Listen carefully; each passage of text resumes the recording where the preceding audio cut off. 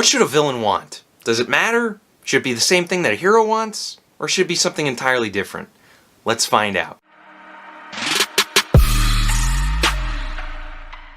What's up guys, my name is Brandon McNulty. I'm a writer, I've been doing it for 10 years. I've won contests like Pitch Wars and RevPit, and this channel exists to help make you a better writer. Today we're going to talk about goals for your villains, and it's important to give your villain a goal. I know when I first started out writing, I used to kind of tack my villains on at the end, and they'd just be this angry guy sitting in a throne, and my hero would have to kill them, and that would be the end of it. But you should give your villain a meaningful goal, and it should tie into their core character. No matter what goal you give a villain, you want to keep the hero in mind when you do come up with that specific goal. The reason why is because you want your hero and your villain to come into conflict with one another.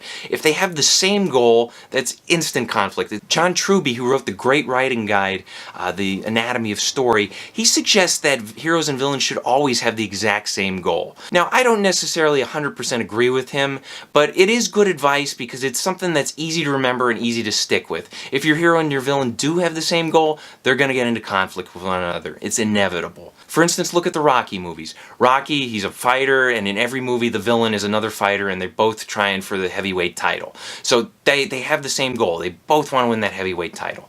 And that's what brings them into the ring at the end. That's why they fight each other. That's why there's conflict. Now, Star Wars is another example, and at first you might say, well, I don't know if Luke and Darth Vader really have the same goal, but when you think about it, they do, because they both want power over the galaxy.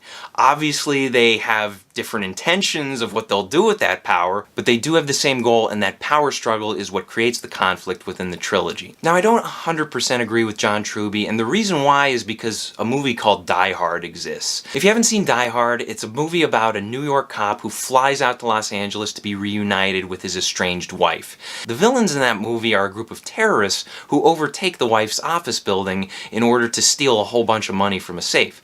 So, two different things at stake. On one end, we have a cop who wants to get reunited with his wife, and then we have a group of terrorists who want to steal a whole bunch of money from that building. Those are not the same goal. I don't know if John Truby would argue that they're both fighting for control of the building. I guess you could probably make that argument if you really wanted to, but literally speaking, those two goals are completely different. Now, although the hero and the villain have two different goals, they still get into conflict with one another, and the reason why is because their paths cross throughout the story, and they both try to prevent each other from getting what they want. So if you are writing a story where the hero and the villain have different goals, that's okay. Just find ways for the hero and the villain to get in each other's way to cause problems for one another. Question of the day, who is your favorite villain, and what is their goal within the story?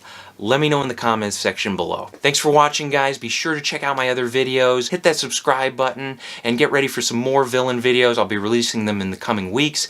And remember to never stop writing.